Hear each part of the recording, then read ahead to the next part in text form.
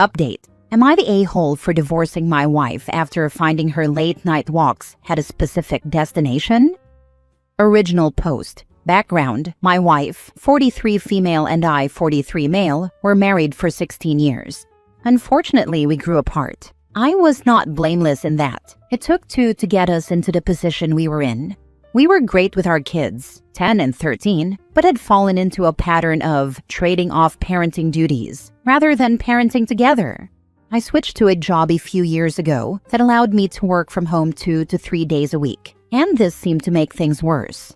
It felt like we were separated but living in the same house.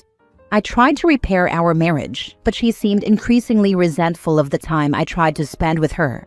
It normally ended with her yelling at me and storming off. I admit I may be a lot to deal with. I am not confrontational and normally shut down and tried to ignore her when she did this. I know this is a bad way of dealing with things, and I am working on it. I was very depressed, but trying to work through it. Toward mid-December, she started taking late-night walks after we put the kids to bed.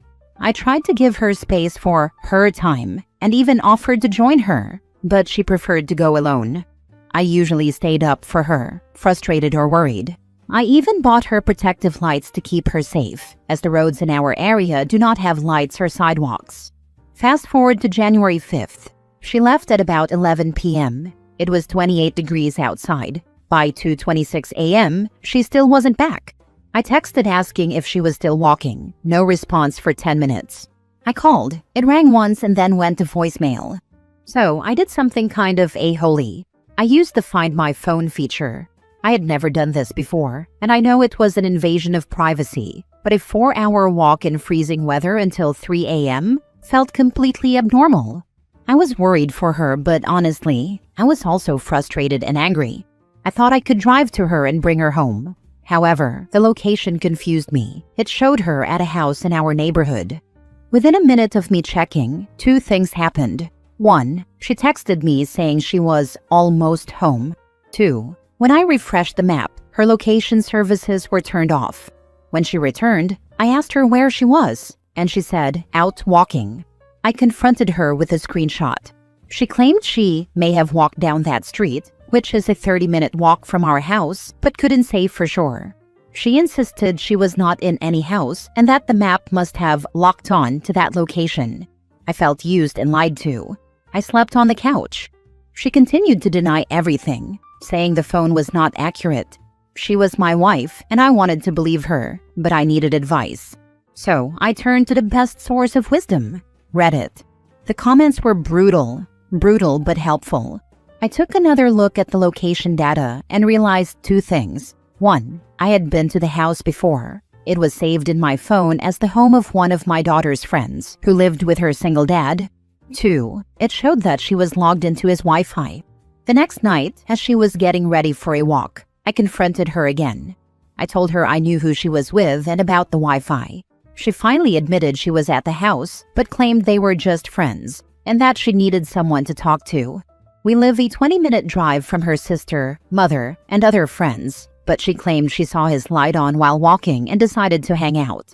At this point, I was very angry and told her we were done. Throughout the week, things were very tense. She accused me of not trusting her, trying to control her, and not letting her have friends.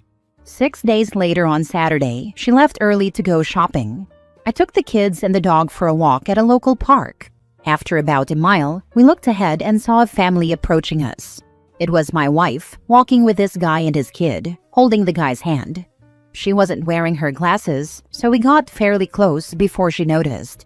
When she spotted us, she actually ducked behind him and turned around to walk in the other direction. I did the same so we wouldn't make a scene. My kids asked why we were walking away from mommy, and I just told them we would ask her later. She came home hours later, furious at me for being at that park. Her car was not in the parking lot, so how was I supposed to know? She yelled at me and then lied to the kids, telling them she had just bumped into him and didn't see us. I was done. I decided I could not trust anything she said and told her I was applying for a divorce. I know I could have tried to work through it, but honestly, why? I was always the repairer of our relationship, and I just could not let this go. She called me every name she could think of. She said I was controlling. I don't think I am. Accused me of cheating when I worked long hours. I didn't. And accused me of watching spicy videos. I plead the fifth. I did slow walk the divorce for months, hoping she would propose counseling or try to make amends, but she did nothing. I am not the good guy in this. I did invade her privacy by tracking her phone. I did choose to file for divorce rather than continue trying to make things work. I could have worked harder and insisted on counseling before we split. We do have kids, and I have heard of people putting up with each other until the kids leave the house, but that would have been another 8 years. So, am I the a-hole for divorcing my wife after finding that her late-night walks had a specific destination? Now for the top comments before reading the update. Not the a-hole. She cheated on you and lied to you about it. Then she tried to blame you and obviously made you feel like the bad guy. If she is unwilling to admit fault and hasn't asked you to try therapy with her, you can't really continue to stay married. I'm sorry this happened to you and your children. Based on what you wrote, you did nothing wrong. If my husband was unreachable after midnight and I had the option to search his location, I absolutely would, because I would be worried about his safety. She could have been injured. If she wasn't doing something wrong, she would have been apologizing for making you worry. Don't let her turn her own guilt back on you. Ah, the battle cry of the caught cheater. How dare you invade my privacy? How dare she take her boyfriend to the park where your kids were playing? Easiest not the a-hole. Not the a-hole. She's trying to deflect blame onto you. Also, I personally don't think you invaded her privacy. She was out walking in freezing temperatures for over 2 hours. It's reasonable that you'd be worried, even if you admit you were also angry and frustrated. It's reasonable to check where she was to see if she was safe or needed help. Exactly. It's reasonable, well, understandable anyway, to jump to, what if she's twisted her ankle and or is lying face down in a ditch somewhere when you're panicking? I would assume that my partner needed my help if he was gone walking for 2+ hours in freezing weather too. Yes, OP didn't behave perfectly in this relationship, but at least he didn't cheat. She could have tried harder to repair the relationship with her husband too. OP not the a-hole in my opinion. Good luck with the rest of your life. I hope you meet someone who doesn't cheat on you in the future. Now for the update. Thank you to everyone for all of the comments. I am amazed at the number of responses. I try to read through all of the comments and really appreciate your words. I wanted to start by addressing some of them and then provide an update. Why did you put up with this for a year? The original post is from a year ago. How did the same thing happen twice? No, this did not happen twice to me. Once was enough. This happened in January 2025. I asked for a divorce about a week afterward. I'm just getting around to posting this now, December 2025, after discovering this sub. Why didn't you confront the guy? Okay, if you mean physically confront him, no. Honestly, I do not blame him. He did not tempt her or trick her, and had no promise to me apart from common decency. If my ex could convince me that this was made up, then I have no idea what she told him. This is obvious. What kind of a fool are you? You should have seen this. Yes, I agree that in hindsight it is obvious. But when you are in a relationship for 16 years, you really trust the other person, or at least think you do. I really had no proof that she was cheating apart from these events. The change in the relationship was gradual, but in the end, I found myself friendless and isolated, with really only one source of truth, who was telling me that I was crazy. I still loved her, and she was still telling me that she loved me. To me, that meant something. Finally, I have heard that people repair relationships with counseling even after cheating, or stay together because of the kids. But there were signs. Oh, there were signs. One of my biggest fights with my ex was before Christmas. We were decorating the house with the kids and some of their friends, including the guy's daughter.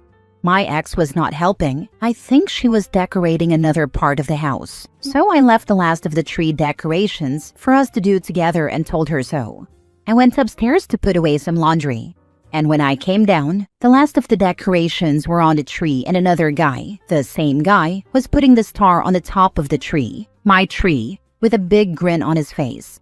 I was so angry, but I did not want to yell in front of the kids. When I confronted her later, she said that it was not a big deal, that I was being weird, I was not there. And anyway, he is taller, so it was easier for him. So, for the update, it is now December of the following year, and the documents are signed. I will be divorced in a few weeks. The process was horribly painful, but I am happier than I have been in years. It was tough at first. I made the decision to cut off all of our joint friends. I did not want them to take sides, though this was probably unhealthy. Since I do not have family in the country, I was alone, feeling like a failure and a reject. I was spiraling fast. Fortunately, I did get help in time and found a wonderful therapist who helped me and does not take any BS. The divorce took a long time. My ex had knee surgery in February, and I took care of her as best I could. I was trying to still be a good husband and figure things out, but things became worse and worse. I did still love her, but my ex made no attempt at reconciliation for months. Finally, my therapist told me, "She does not want you anymore. Leave her alone." And it finally sank in that we were done. My therapist encouraged me to start taking notes every time I spoke to my ex and showed me how to set boundaries by communicating only via text or email. This drove my ex crazy, but ended all of the confusion about what was said in the past. My ex still refuses to use a shared parenting schedule, which has caused no end of trouble, but we have a system documented in our divorce documents. I tried to make the divorce as simple as possible with my ex, but it did not work. We went through 2 mediation services. Both times she walked away until I finally lawyered up. She tried to give me visitation rights instead of joint custody of our kids. She refused to pay any bills while living in the house, except for some groceries. She tried to trick me into giving her the house and paying off the remaining mortgage. She agreed to take half of our pets, but ended up abandoning them in the house. I kept them. She refused to pay any of our shared debt. She finally moved out and, among other things, took every stitch of clothing for the kids, leaving me with nothing. My worst experience was with the sale of the house. It was truly the closing from hell.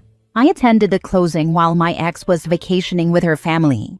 We had discussed the proceeds being split 50-50, but when I saw the documents she had sent to the closing agent, I was shocked to see that she had requested that 100% of the funds be sent to her account. I called her, and she was furious that I disturbed her on the beach and told me to just sign it. What followed was 3 hours of me calling her, the escrow agent calling her, and our realtor calling her, while we tried to keep the buyers in the room. All she had to do was send an email from her phone with the updated instructions. I had to choose between trying to claw the money back later or walking away from the sale. Finally, my lawyer spoke to her lawyers with the intent of suing her for any future closing costs and any decrease in the sale price of the home. She relented, and we were able to sell the house. As I said, it is now December and the divorce is almost final. I am happy and comfortable with my menagerie of pets, who are a lot to manage but whom I love dearly, especially my wonderful opinionated husky. I have a great relationship with my kids. With the advice of his therapist, I told my 14-year-old son what happened. We had some difficult conversations, but it brought us closer. I decided not to try to reconnect with my old friends. One tried to yell at me in front of my own kids, and others helped my ex move. I have no idea what my ex has been telling them, but only one reached out to ask how I was doing. Bizarrely enough, I will miss my mother-in-law, who was a dear lady and a gem. I now have a great group of friends that match my weird energy. It might surprise people, but after over 9 months of denial and telling me I am crazy, my ex and this guy are officially together. I wish him the best of luck. As for me, I wanted to wait until the papers were signed before I ask anyone out. And I have a date this weekend with someone very nice. My first date in 16 years. It's been a hell of a year, but I think I'm finally ready for my second act. Last story. Am I the a-hole for threatening to divorce my wife if she doesn't change our infant daughter's name to one we agreed on? I'm a 31-year-old man. I mostly use Reddit to ask about hardware questions, so this is a throwaway account. Also, I'm Hispanic, so excuse any mistakes. My wife, 32 female, and I met at an anime convention in university and started dating a few years later. It's always been part of our story and relationship, both being nerds and everything. We have been married for 6 years now. We have been trying for a baby since we bought a house. We made 2 lists of names while trying, since we had a bit of a hard time. She very badly wanted to name our child something that would reference a fandom we like, and I agreed it would be very cute, but I told her it would be better if the reference was subtle. I told her I did not want our child to have a name that was too obviously tied to a fandom or character. She said she understood. She got pregnant, and we each chose a top contender from our lists. However, when we found out the baby was a girl, she became fixated on naming our daughter Vriska, from Homestuck. Specifically Vriska. I said no multiple times. She insisted it was meaningful, because fandoms are part of our relationship. She wouldn't even hear me out on any other names from Homestuck during that month. Eventually, we had a very heartfelt conversation about it and ended up agreeing that she could choose the name, but from our previously written list, which already contained plenty of subtle references. Early in her 3rd trimester, her mother offered to organize a baby shower for us. Our daughter will be the first girl of this generation in her family, so she was very excited. Everything was going great until we opened the gifts from her direct family. Her mom gifted her a set of onesies with the name Vriska printed across the front. Her brother gifted us a sort of wooden plaque with Vriska burned into it for the nursery. I was very upset, but I did not say anything. I confronted her once we got home, saying we had agreed not to do this. She immediately exploded, yelling, crying, accusing me of being ashamed of our hobbies. I ended up having to try to calm her down while still trying to maintain my point. After about 20 minutes of this, I firmly said we were not naming our daughter that. She grabbed my right arm and dug her nails into it while screaming. It was extremely weird. She's always been a bit impulsive, but she's never done anything like this. She grabbed the onesies and called her family from the front patio. She was on the phone the whole time her mom drove over and would scream if I tried to come out. She stayed with her mom and would not pick up my calls or open the door when I visited. She ended up being induced at the hospital at 33 weeks. After the birth, she tried to come back home. I said I could never forgive her for making me miss the birth of my first daughter, that we would need couples and individual therapy, and I asked her if she really did name our baby that. She said yes. I told her to leave.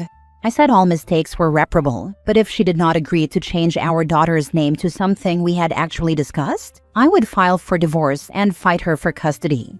Her family and most of my family think I'm being unreasonable, and that I can just call the baby by her middle name. My sister said I should never put conditions on starting therapy. What do I do? How can I fix this? Am I being unreasonable for expecting my wife not to undermine me in such a dramatic way? Should I agree to let her move in and go to counseling before bringing the name up again? Wow, your wife is treating your child like a freaking toy. This is doomed. She made him miss the birth of his first child. As a woman, this is unforgivable. Forget the dumbass name. Nothing she does can make up for that. Not the a-hole. At this point, you'd be divorcing her over way more than just a name. She's shown that she will physically attack you, abandon you, and keep you from your daughter in order to get her way. I think you should move forward with the divorce because your wife is highly unstable, and it sounds like her family all enable it. This most likely won't get better, and you should leave before she ends up pregnant again. This is the most important comment here. She's a liar, an emotional manipulator, and she's crossed the line into physical abuse. Divorce is the only way.